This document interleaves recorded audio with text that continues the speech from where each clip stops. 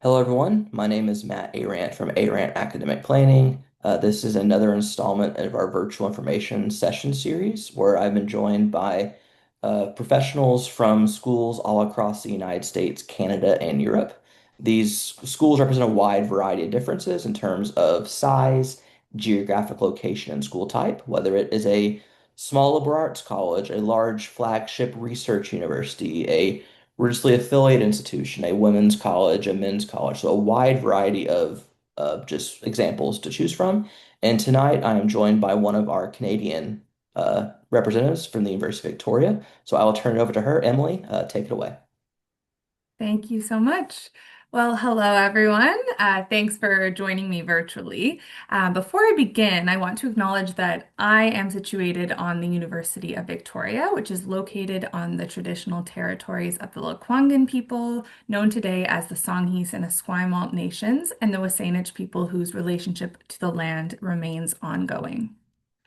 So my name is Emily Donald. I am a student recruitment officer here at UVic, and I'm really excited today to tell you a little bit about the University of Victoria, also known as UVic, where students not only learn but thrive. And I wanted to include a couple of pictures here. This is from my previous work as a career educator. I worked in co-op and career services before I worked in recruitment. And I'll talk a little bit about co-op and career later on, but I just wanted to give you that background and context because I'll be discussing our amazing co-op opportunities as well. So first, I wanted to show you a visual of our beautiful campus. So UVic is surrounded by 200 plus acres of green space, forest, ocean, mountains, and beaches. We are built to look and feel like a park, but we're still very conveniently located within the city of Victoria. So we're about a 20 to 30-minute bus ride to downtown. So we're like a green oasis, but pretty much in the middle of the city. The campus itself is shaped like a big circle, with the majority of our academic buildings inside what we call Ring Road, and the rest of the building is outside of Ring Road. So it's very nicely organized and kind of easy for students to manage.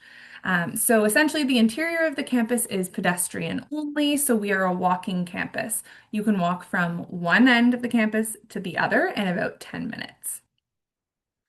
So this here is one of my favorite parts of being on campus, which is Cadbro Bay Beach. It's 10 minutes away from the campus, and I walk here on my lunch breaks. So it's pretty amazing that you can access the sandy beaches of the Pacific Ocean in about 10 minutes from our campus. So, with just under 22,000 students, including 18,000 undergraduate students, we are considered a medium-sized Canadian university.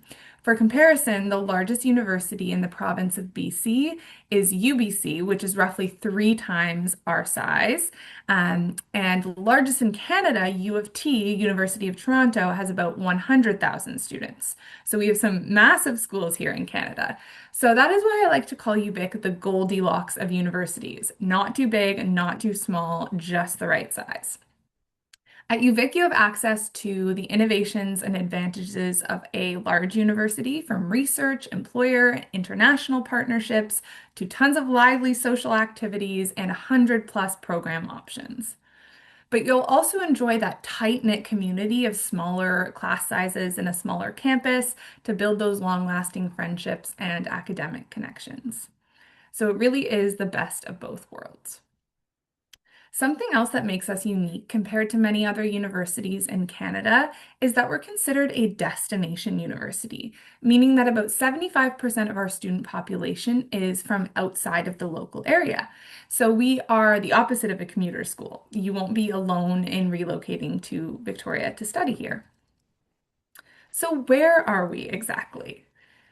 The city of Victoria is located on Canada's west coast province of British Columbia, on an island just across the water from mainland Canada and the United States.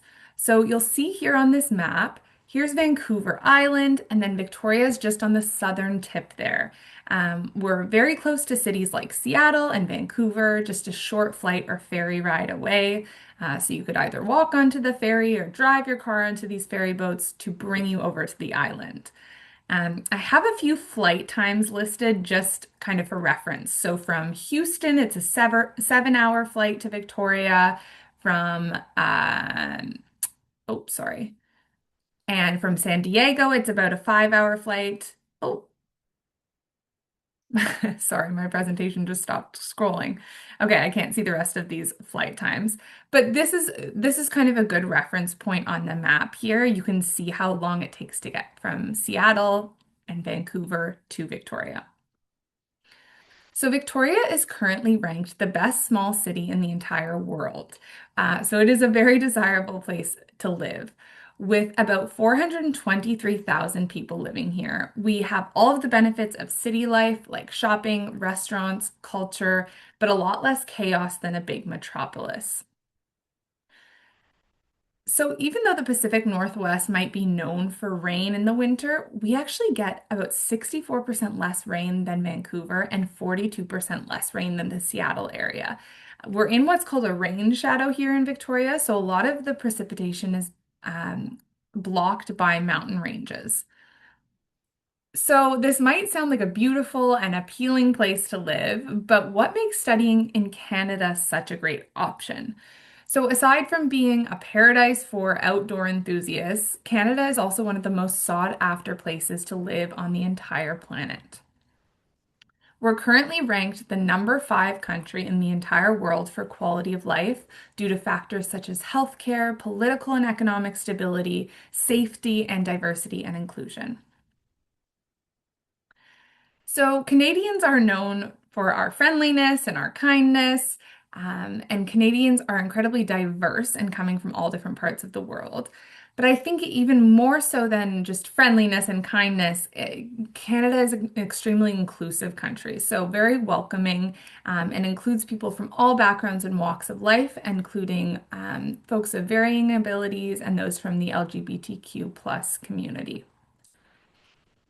I wanted to delve quickly into co-op here. We don't have a ton of time, but if we did, I could go on and on and on about co-op and our amazing co-op opportunities. But this program really sets our university apart. Essentially, as a co-op student, you have the opportunity to sample paid work experiences related to either what you're studying or what you might want to do after you graduate. So, as I mentioned earlier, I came previously from the co-op and career team. So, I've had a front row seat as to how hands-on and transformative UVic's co-op programs really are. So, in that role, I worked directly with students as they moved through their co-op terms, while they participated in skill building workshops, employer interviews, and career development coaching. So, because of this, I've been able to see up close what happens when students are able to apply their classroom learning to real organizations. Students gain confidence, discover career paths they didn't know existed, build industry connections, and return to campus with a completely different sense of purpose. So that firsthand exposure has shown me how hands-on the co-op experience really is and the impact that it has on students. So here are just a few examples of some organizations students have worked at through their co-op experience. So there are small local organizations and global organizations, so companies like Google, Microsoft, all over the world that you can work at through our co-op program. We have one of the largest and most well-established co-op programs in Canada, and we strive to make this program accessible to everyone that is eligible. So, unlike some other Canadian universities, UVic students can participate in the co-op program, and there are very few barriers to entry here. As long as you meet the minimum requirements, and it's an option in your area of study, the co-op program is accessible to you. In fact, 70% of UVic co-op students receive a job offer post-grad. So that's a very exciting stat, and I've just seen firsthand how incredible this program is. Another experiential learning opportunity I wanted to touch on is international exchange. So you can study abroad and complete courses that count towards your degree at one of UVic's 140 partner universities. So these are in over 40 countries. So through this experience, you can develop your skills, or you can develop a second or third language. You can gain an international perspective or experience in your field of study, and you can add a competitive edge to your resume. And of course, you can travel. So while resume builders like research and co-op can be such a valuable part of the university degree, it's also really important to remember that being a student is meant to be fun. So having a social life and hobbies and making new friends will help you maintain that healthy work-life balance. At UVic, we have more than 150 different student clubs, which is a great way to meet like-minded people and socialize. So anything you can imagine, it probably exists in club form. On that note, another big part of our student life is athletics and recreation. And CARSA, which is our Center for Athletics and Recreation and Special Abilities, is your hub for health and fitness offering on campus. So I'm at CARSA all of the time. There are group fitness classes there. You could play tennis, you can play pickleball. There's a full gym, an amazing climbing wall. So we have tons of intramural sports opportunities, varsity sports. So all things athletics and recreation happen at CARSA, which is our beautiful gym facility.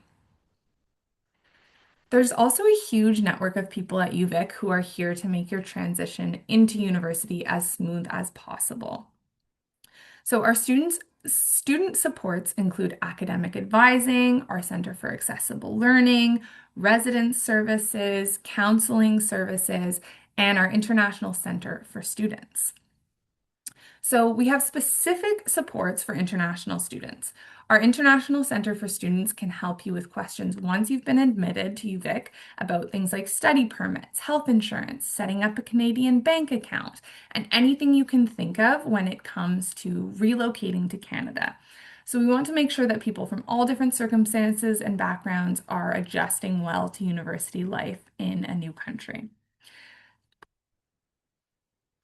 So I wanted to highlight as well that this is just the beginning of our conversation. I really expect that all of you or some of you will be reaching out to your student recruiter. So your student recruiter is kind of your go-to person for all things UVic, and they can direct you to the right advisor, for example, or to the correct department. We can guide you through the application process, kind of walk you through next steps wherever you're at in your journey. So if you go to our website, UVic, and then you go to contact your student recruiter, there will be an entire drop down for your country, your area, and there's a dedicated recruiter for you. So you can book online appointments with this recruiter. Their availability is shown on our booking platform, or you can send them an email, or you can give them a call. And we are really your go-to person when it comes to what's next in your application process, or kind of advising on what program you might be interested in, or just to talk a little bit more about UVic or any questions that you might have. You can also take a campus tour virtually or in person all year round. So you can register online in advance to reserve your spot, but we also have 360 virtual tours online. But if you have the chance to come over to Victoria, I highly recommend going on a campus tour. Our campus is absolutely beautiful. And lastly, please join our mailing list. So you can scan this QR code, which will take you to our mailing list. We update you on things like on-campus events, virtual events, key dates and deadlines, and tips and advice. So hopefully this session has given you some clarity on all of the opportunities for you here at UVic that you have right at your fingertips. And thank you so much for joining me. Thank you, Emily. Just a couple of questions. So, one of the slides you mentioned that UVic is a destination college, right? It's not a Yeah, commuter. They flock to your school for a variety of reasons, right? So, I was wondering, can you share with us after they graduate, do yeah. they go back or like Do they stay close by? How does that work for a campus where it's a lot of folks are coming there? Are they staying? And if so, what are they typically looking at doing once they've graduated? Yeah, it's a great question. I think a lot of where students end up have to do with the opportunities that they pursue on campus. So, for example, I've had many international students who've participated in the co-op program, who experience these different co-op opportunities, and then from that get a full-time job opportunity on Vancouver Island in Victoria, and then end up staying.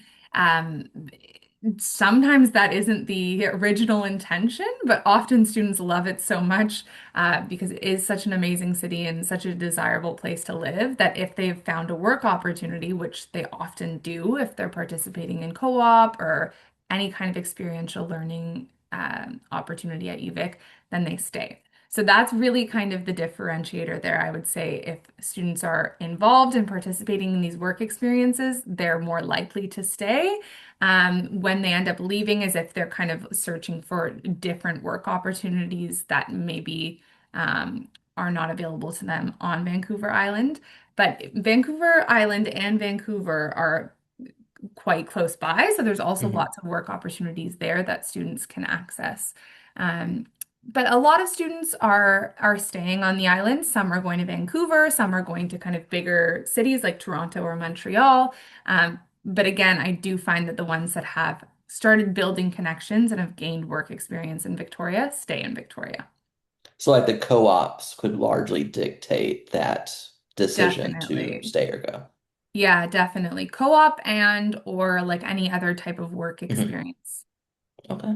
And then so here in the States, oftentimes students have like perks affiliated with the surrounding area, right? You might have discounts to local businesses, whether it's restaurants or theaters or things like that. Is there something similar in place for UVic students in Victoria? Because you mentioned how close they are to everything. Are there specific kind of benefits that students have access to those surrounding areas as soon as they get to campus? Yeah, there definitely are. And on our website, there'll be a list of all of them. The Hmm. ones off the top of my mind are the UVic bus pass, which is highly subsidized and it's part of the student fees, which is amazing.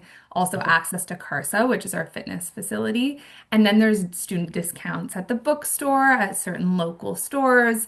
But they're all going to be listed on our website in kind of more detail. But I would say the bus pass, the gym pass, and then local business discounts, as well as our bookstore discounts are very big.